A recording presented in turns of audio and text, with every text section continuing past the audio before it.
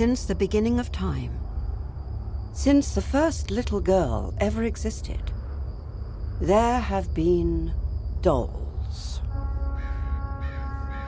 But the dolls were always and forever baby dolls. Until